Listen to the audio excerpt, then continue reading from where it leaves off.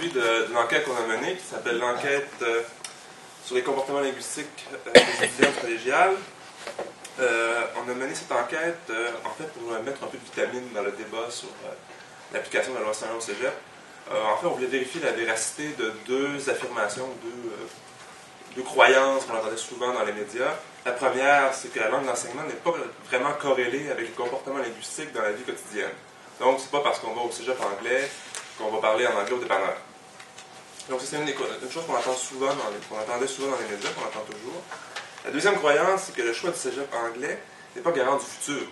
C'est-à-dire que c'est pas parce qu'on choisit le cégep anglais qu'on veut travailler en anglais par la suite ou qu'on veut aller à l'université par la suite. Donc, on fait un petit saut au cégep Dawson, puis par la suite, on s'en retourne à l'UQAM.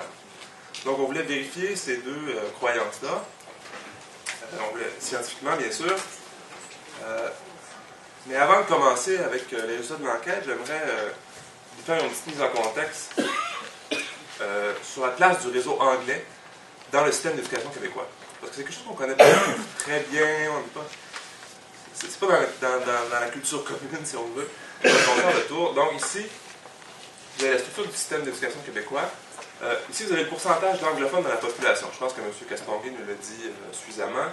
On a à peu près 8 à 9% d'anglophones selon les groupes d'âge, on va dire environ 8. Donc, vous avez la petite barre verte en bas, c'est le pourcentage d'anglophones. Donc, la proportion des places dans le réseau scolaire anglophone, au primaire et au secondaire, ça tourne en l'entour de 11%. 10 à 11%. Donc, vous allez me dire, ouais, aussi le bassin naturel, la clientèle, est de 8%, comment ça se fait que ça monte à 11%? Dans le fond, les ayants droit sont les anglophones. Mais en fait, il n'y a pas seulement que les anglophones, il y a aussi tous ceux qui ont eu le droit avec la loi 101, par exemple les Italiens et les Grecs, qui fréquentaient déjà l'école anglaise, qui ont eu le drodroit d'envoyer leurs enfants à l'école anglaise. Il y a aussi, dans une autre vie, auparavant, il y avait les écoles passerelles qui permettaient de passer à l'école secondaire anglaise. Ce qui fait qu'il y a toujours un petit gain de quelques pourcents au primaire et au secondaire. Maintenant, donc ça c'est balisé par la loi 101. C'est quand même un chiffre assez stable, c'est toujours environ 10%. Si vous montez au cégep maintenant, donc le cégep, la proportion du cégep anglais, c'est environ 16 à 18% des places. Donc ça, les cégeps anglais, en gros, là, il y en a plusieurs, mais 90% des places se retrouvent à Dawson, à John Abbott et à Vanier et à Champlain. Champlain, il y a 3 campus, il y en a un à Knoxville, il y en a un à Québec, puis il y en a un sur la rive sud de Montréal. Donc vous voyez, dès qu'on a libre choix, la proportion des places en anglais augmente substantiellement. Si vous allez à l'université, c'est 25% des places qui sont allouées au secteur anglais, donc dans les universités McGill, Concordia et Bishop. Donc qu'est-ce qu'on remarque? Ce qu'on remarque, c'est que plus on monte dans le système scolaire, plus l'anglais a une part importante, une place importante. Donc plus l'anglais est valorisé. Donc quand on arrive aux études supérieures, l'anglais est à 25%, alors qu'on a un bassin de 8,5%. Donc, vous allez me dire, oui, mais comment on va faire pour remplir le cégep anglais? Si on a une base naturelle d'à peu près 8%, on a 16% des places, qui va y aller? Ben, ça, il n'y a pas de problème, ça se bouscule au portillon. Francophones et allophones, tous les anglophones vont au cégep anglais, à 99,1%, on va le voir tout à l'heure. Mais chez les francophones et les allophones aussi, le cégep anglais est quand même assez populaire, ce qui fait qu'on réussit à remplir les places excédentaires. D'ailleurs, on a compilé les données. C'est pour pas distraire par tous les mots qu'il y a ici. Regardez le rouge et le bleu. Vous êtes habitué avec Charles, on a vu les. Vous êtes habitué à regarder le rouge et le bleu. Donc, ici, c'est la progression du nombre de demandes d'admission. Donc, c'est un peu une mesure de la popularité, puis c'est une demande d'admission. C'est les gens qui veulent y aller, donc au premier tour. Donc, ça, c'est une demande d'admission au cégep anglais. Vous voyez, ça monte entre 2007 et 2010, ça monte de 30%. C'est normal, il y a une croissance démographique. Ça, c'est normal que ça monte. Par contre, au cégep français, donc la croissance démographique, c'est pour tout le monde. Au cégep français, ça n'augmente qu'environ de 10%. Donc, il y a vraiment un décalage dans la popularité des deux réseaux. Donc, d'ailleurs, on a vu les conséquences de ça à l'automne dernier, en fait, à l'été 2010. Donc, la presse titrait « La clientèle des cégeps de Montréal augmente ». Mais en fait, si vous voulez avoir les vraies nouvelles, ce qu'il faut faire, c'est lire la Gazette. Parce que la Gazette disait qu'il y avait plus d'argent et plus de place dans les cégeps anglais. Donc, c'est une bonne raison de devenir bilingue, c'est de pouvoir aller lire les vraies nouvelles dans la Gazette.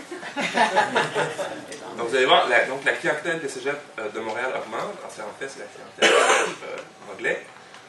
Et on l'a vu, le gouvernement a réagi en injectant de nouveaux fonds et en créant une nouvelle place. Donc, on a injecté $1 million dans le réseau collégial montréalais pour, grosso modo, 920 places nouvelles. Et de ces 920 places, il y en avait le 3/4 environ qui étaient alloués au cégep anglais. Donc, c'est surtout Dawson, John Abbott débordait. Ils avaient loué des locaux d'une petite école à côté, je pense, pour faire des classes. Bon, bref. Le 3/4 des nouvelles ressources allouées au cégep de Montréal l'étaient pour le cégep anglais. Donc, la pression qu'on observe à la hausse, c'est vraiment le cégep anglais qui en profite le plus. Ceci étant dit, maintenant on sait que les cégeps anglais sont sexy, qu'ils sont populaires. Bon, maintenant on le sait. On va revenir à notre question de base. Y a-t-il un lien entre la langue d'enseignement au cégep et les comportements linguistiques des étudiants? Est-ce que ça change quelque chose de fréquenter le cégep anglais? Donc, pour répondre à ces questions, on a fait une vaste enquête qui a débuté à l'été 2009 et qui s'est terminée au printemps 2010. 3 chercheurs ont participé à cette enquête, moi-même ici présent, Mathieu Dupont de l'UQAM et Alain Bélanger qui est professeur à l'INRS. On a distribué un questionnaire qui comprenait environ 40 questions sur les choix de vie et les comportements linguistiques des étudiants. Et on était dans 4 cégeps français et 3 cégeps anglais. Et l'échantillon était d'environ 3200 étudiants, dont 1500 au cégep anglais. Donc c'est un gros échantillon, assez représentatif. Je vous épargne les détails techniques, là, mais le taux de réponse était vraiment excellent. Bon taux de réponse. Donc, de quoi a l'air notre échantillon? Selon la langue maternelle, on voit au cégep français, vous voyez, 80% des étudiants sont francophones, 19% sont allophones et 2% sont anglophones. On voit qu'il n'y a pas beaucoup d'anglophones au cégep français, en fait, il y en a pas. Cégep anglais, on voit que la composition linguistique des cégeps anglais est beaucoup plus diversifiée. Moitié anglophone, un tiers allophone et un 17% francophone. Donc ça, c'est intéressant. Parce que ça montre que, un, que le cégep anglais est plus diversifié, et que deux, que les anglophones boudent le cégep français complètement. Ils le boudent totalement, je vous dirais même, parce que nous, dans notre échantillon, on avait 700 et quelques anglophones, et sur ces 700 et quelques anglophones-là, il y en a 0 qui ont choisi le cégep français. Donc, les anglophones du secondaire anglais boudent à 100% le cégep français. Donc, il n'y a aucun transfert. Donc, c'est 100%, ça, on ne voit jamais ça. 100% sur 700, c'est annulé quasiment. Mais c'est pas seulement que les anglophones, il y a aussi les francophones et les allophones, du secondaire anglais toujours, qui boudent le cégep français massivement. Donc, les francophones s'inscrivent au cégep français à 20% environ, un cinquième. Et les allophones à 4%, bon, c'est du bruit, c'est quelques personnes seulement. Donc, le passage au secondaire anglais mène nécessairement au cégep anglais. Alors que le passage au secondaire français mène pas du tout nécessairement au cégep français. Voilà, les comportements linguistiques maintenant. On s'est penché sur 3 grandes catégories de comportements linguistiques. On a d'abord pris la sphère publique. Donc, qu'est-ce que la sphère publique? Donc, c'est la langue qu'on parle hors de chez soi avec des inconnus. Donc, la langue d'usage public, qu'on appelle la langue d'usage public, c'est la langue dans laquelle on s'adresse à un commis dans un commerce, par exemple. Donc, c'est quelqu'un que vous ne connaissez pas, vous lui posez une question sur un produit, sur quelque chose. Donc, vous utilisez spontanément une langue dans laquelle vous êtes à l'aise. Donc, ça, c'est votre langue d'usage public. Langue de travail, c'est la langue que vous utilisez au travail en tant qu'employé. Donc, ça, c'est un peu différent, parce que là, il y a une pression de l'extérieur, donc c'est le client qui exige une langue de vous. Bon, c'est un peu différent, mais c'est tout dans la sphère publique. Deuxième sphère, c'est la sphère privée. Donc, la langue parlée à la maison, avec les parents, avec les frères et sœurs, avec les nounous, peu importe. La langue parlée avec les amis. Donc, ça, c'est un peu plus vaste que la maison. Donc, ça, c'est à l'école, dans les ruelles. Et finalement, la troisième sphère, c'est la consommation. Et plus précisément, la consommation de biens culturels. Donc, la langue du cinéma, la langue de la télévision. La langue qu'on préfère, dans laquelle on préfère écouter des films ou écouter la télévision. Donc là, vous allez voir que de gauche à droite, il y a une expression des préférences personnelles acquises. C'est-à-dire qu'à gauche, on ne décide pas vraiment la langue dans laquelle on parlait. On décide un peu, évidemment, mais il y a des contraintes. Si vous êtes au travail, vous avez des collègues, vous ne choisissez pas vos collègues. Vous les choisissez peut-être un peu en choisissant un emploi, mais pas massivement. Donc vous êtes contraint d'utiliser une langue. Si la privée, vous êtes moins contraint. Avec les parents, mais là, vous n'avez pas choisi vos parents. Mais avec les amis, par contre, vous pouvez choisir vos amis. Mais là encore, vous êtes contraint. C'est les amis de l'école, c'est les amis de votre quartier. Donc, il y a une certaine contrainte. Consommation des biens culturels, là, il y a presque plus de contraintes. Là, vous choisissez vous-même. C'est l'expression de vos choix personnels totalement. Donc, la langue des films que vous écoutez, la langue de la télévision. Donc, c'est vous qui choisissez. Donc, plus on va vers la droite, plus la contrainte est faible. Et vous allez voir que plus on va vers la droite dans les données, plus l'anglais est présent. Donc, on va y aller. Sphère publique. Il y a beaucoup de tartes. J'espère que vous aimez la tarte parce qu'il y a beaucoup de tartes. On va passer la première diapo lentement, mais les autres, on va aller un peu plus vite. Donc, vous avez au cégep français à gauche, cégep anglais à droite. Et vous allez voir sur les lignes, vous avez francophone et allophone. Ce qu'il faut comparer, c'est la tarte de droite avec la tarte de gauche. Donc, vous voyez ici la langue d'usage public, donc la langue dans laquelle on s'adresse à un commis. Les francophones du cégep français, 97%, presque la totalité des francophones utilisent le français les francophones du cégep français utilisent le français lorsqu'ils magasinent. Au cégep anglais, il y a un tiers des francophones qui utilisent l'anglais spontanément dans un commerce lorsqu'ils magasinent. Donc, il y a une bonne différence entre les deux. Chez les allophones, c'est le même principe que chez les francophones. Allophones du cégep français, 92% utilisent le français lorsqu'ils magasinent. Par contre, les allophones du cégep anglais, presque 60% utilisent l'anglais dans les commerces en tant que client. Ça veut dire qu'ils imposent, si on veut, l'anglais comme langue d'usage public d'une certaine manière. Donc, on voit une bonne différence. Si vous comparez le rouge d'un côté avec le rouge de l'autre. Donc ça, c'est pour la langue d'usage public. Maintenant, la langue de travail.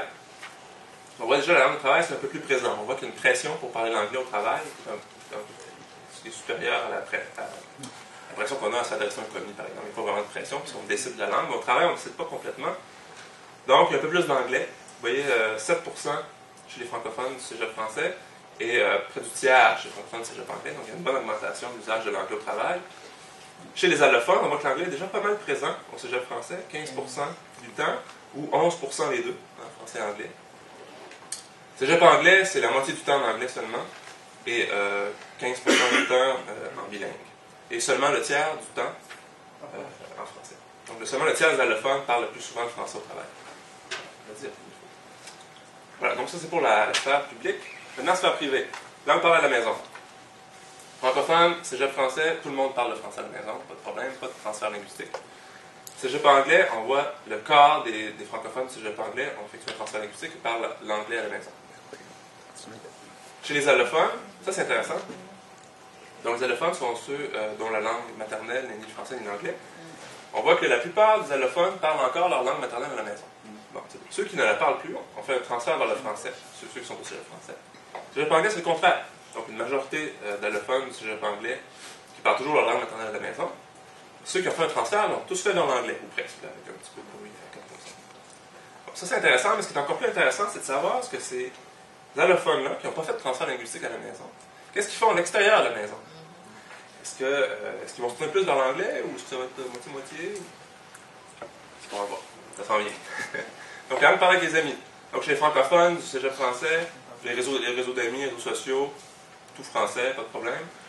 Cégep anglais, les réseaux sociaux sont très bilingues. Hein. La moitié des francophones du cégep anglais parlent le plus souvent l'anglais avec leurs amis. On voit des réseaux sociaux pas mal anglicisés au cégep anglais. Chez les allophones, vous voyez, tout à l'heure, on parlait de la langue parlée à la maison, très majoritairement la langue maternelle. Avec les amis, pas ça du tout.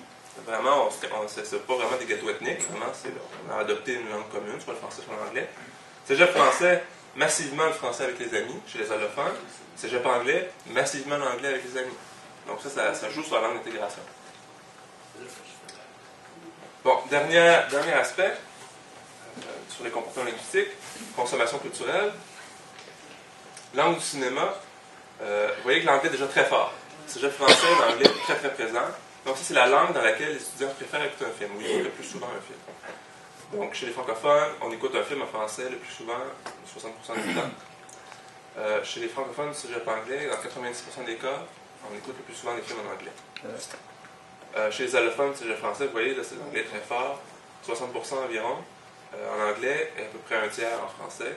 Et chez les allophones du cégep anglais, là, le français disparaît complètement. Donc vous voyez, là quand on parle cinéma, ou vraiment consommation de biens culturels, préférences personnelles sont bien exprimées, on voit l'anglais domine complètement.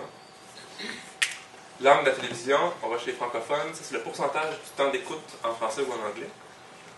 Donc 2 tiers du temps, la télé chez les francophones du cégep français en français, 2 tiers en anglais, c'est le contraire au cégep anglais, c'est 2 tiers en anglais. Donc beaucoup moins de consommation de télé francophone.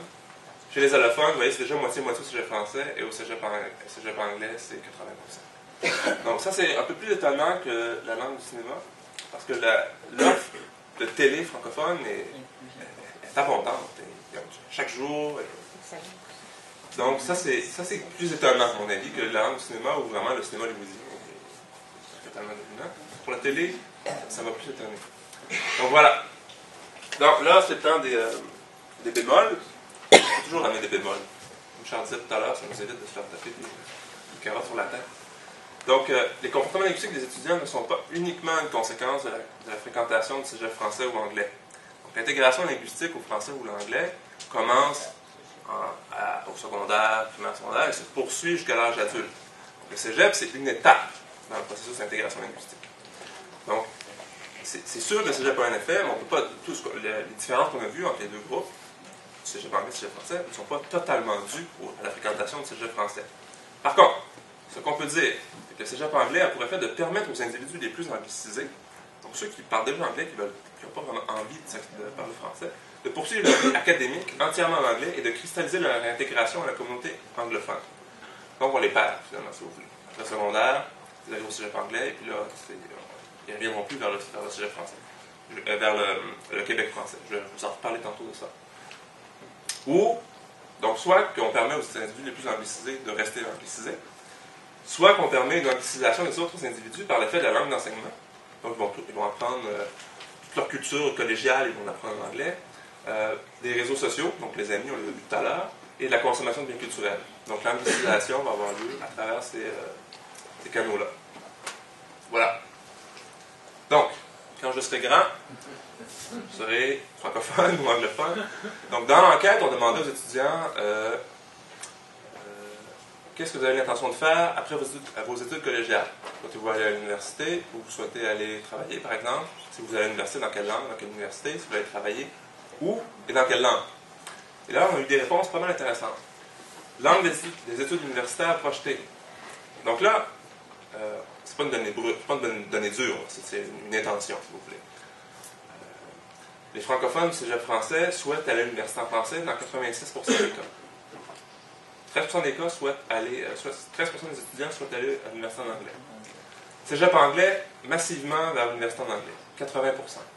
Donc on n'a pas l'intention de retourner étudier à l'université en français. On veut vraiment poursuivre son cheminement académique en anglais. Chez les allophones, semblable, 80% en français, l'université en anglais peut-être un petit peu plus populaire. Chez les allophones, cégep anglais, 91-92% en anglais. Donc, totalement en anglais, si vous voulez. Donc, ça non plus, il n'y a pas de retour vers l'université française. Donc, on a pris des chiffres un peu, là. Donc, ceux qui avaient l'intention d'aller à McGill, Concordia, Montréal, UQAM, Sherbrooke, Laval et Ottawa. Donc, on a sorti les chiffres en valeur absolue. Donc, cégep anglais, c'est un petit spectacle que je vous fais ici. Donc, cégep anglais, vous voyez, 152 vers McGill, 159 vers Concordia. Ensuite, 20 de l'aller vers Montréal, l'Université de Montréal. 2 à Sherbrooke, 7 à Laval et un seul à l'UQAM. On n'a pas pu l'identifier. Mais vous voyez, l'université française, l'université de langue française n'a pas beaucoup de prestige, si vous voulez. On n'a pas envie vraiment d'aller fréquenter l'université francophone après ses études collégiales en anglais. Dans le travail projeté maintenant, donc pour ceux qui n'allaient pas à l'université après, qui étaient en technique par exemple, qui souhaitent aller travailler après les études collégiales, on demandait quelle est la langue de travail dans laquelle vous pensez travailler. Donc chez les francophones, on pense travailler à 85% en français, 10% en anglais et un 6% en bilingue. C'est normal qu'il y ait de l'anglais là, parce que il y a beaucoup de collégiens qui pensent, par exemple, aller travailler en anglais. Bon,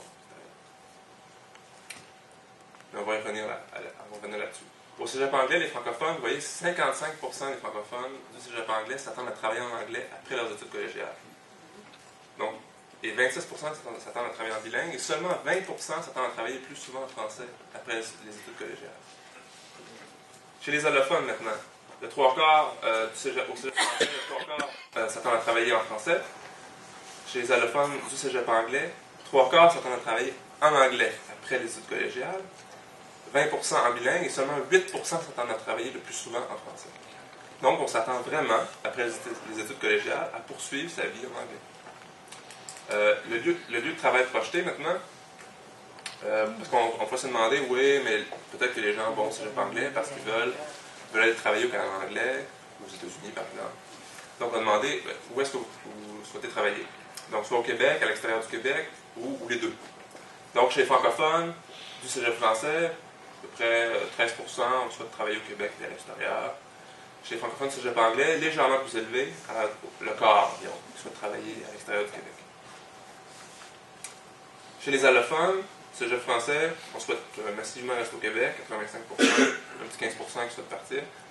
Allophones du cégep anglais, vous voyez, c'est un peu plus de 40% qui souhaitent travailler à l'extérieur du Québec. Donc, il y a vraiment un désir d'aller travailler à l'extérieur du Québec. Ceci dit, vous voyez, la part de bleu ici, donc le désir de travailler au Québec, est nettement supérieur à l'attente de travailler en anglais. C'est-à-dire qu'une bonne partie de ces gens, francophones et allophones compris, qui s'attendent à travailler en anglais au Québec. C'est ça, donc ça, c'est largement supérieur à ce qu'on voit ici. Donc, le fait de vouloir travailler à l'extérieur, ça explique une partie, ça n'explique pas tout. Donc, ça, évidemment, ce sont des intentions. On s'attend à travailler en anglais, à étudier en anglais, mais ça ne veut pas dire que c'est ce qui va se passer dans le futur. Mais, plus d'un trou dans notre sac, on a vérifié à l'aide d'une enquête de Statistique Canada qui s'appelle l'enquête nationale sur les diplômés. Ça, ce sont des données dures. C'est des diplômés de 2005, je crois, qui sont réinterviewés en 2007. Et là, on leur demande leur langue de travail, le lieu où ils travaillent. Donc, c'est une enquête de suivi. Et là, on remarque que les collégiens ayant étudié en français utilisent principalement le français au travail dans 95% des cas. Chez ceux ayant étudié en anglais, l'utilisation principale du français au travail se retrouve dans 50% des cas. Donc ce qu'on observe dans les intentions au cégep, ce qu'on avait dans nos données, donc ça, c'est une étude de Robert Maheu, en passant, c'est disponible sur le site de l'IRFA, si ça vous intéresse. C'est pas l'enquête, c'est une autre chose. Mais c'est pour vous dire que ce qu'on a vu dans l'enquête, dans les intentions, ça se concrétise dans la vraie vie. Donc s'il y a vraiment une bonne différence. Également, faire ces études supérieures en anglais multiplie par environ 5 le pourcentage de ceux qui, 2 années plus tard, travaillent dans le reste du Canada, vraisemblablement en anglais. Donc, ça augmente le risque de travailler en anglais, ça augmente aussi le risque de quitter le Québec. Donc, tout ce qu'on a observé dans les intentions se confirme dans les enquêtes suivies. Alors voilà, on a déjà la conclusion. Donc, les comportements. Donc, deux conclusions. Première conclusion, les comportements linguistiques des étudiants du cégep anglais sont plus anglicisés. Ça, on l'a vu. Deuxième conclusion, la fréquentation du cégep anglais s'inscrit dans un cheminement plus large qui dépasse la fin des études collégiales. Et ça, c'est ce que la ministre Beauchamp disait cette semaine en réponse à l'étude de M. Curzi, qui disait oui, mais c'est pas parce qu'ils vont fréquenter le cégep anglais qu'ils travaillent en anglais ou qu'ils vont à l'université en anglais par la suite. Ben, nos données montrent que c'est faux. Fréquenter le cégep anglais, même à l'université en anglais, et un travail en anglais. Donc, un cheminement plus large qui dépasse la fin des études collégiales où l'anglais tient un rôle central. Donc, j'ai fait un petit épilogue pour vous parler un peu de ce qu'était le cégep Pierre et de ce qu'il est maintenant aujourd'hui. Alors ça, c'est la probabilité d'obtenir un diplôme d'études collégiales en 1975 ici, et en 2010, je pense que la dernière année, c'est 2006 ou 2007, je me souviens. 2007, je pense. Et vous voyez que en 1975, au moment où on a adopté la loi 101, la probabilité d'obtenir un diplôme d'études collégiales était d'environ 20%. Aujourd'hui, elle est de 40%. Donc, il y a beaucoup plus de gens qui passent par le cégep. Le niveau collégial a une importance qu'il n'avait pas dans les années 70. Et ça, c'est la probabilité d'obtenir un DEC. Si on avait pris la probabilité de fréquenter un cégep, là, les pourcentages sont beaucoup plus hauts. On monte de 20% environ, ça part de 40 à 60 quelques %. Donc, il y a environ 60 quelques % des jeunes qui vont passer par le cégep un jour ou l'autre. Donc voilà, donc c'est pour vous dire que les temps ont changé, que le cégep n'a plus le même rôle qu'il avait dans les années 70. Alors voilà, vous pouvez consulter l'étude complète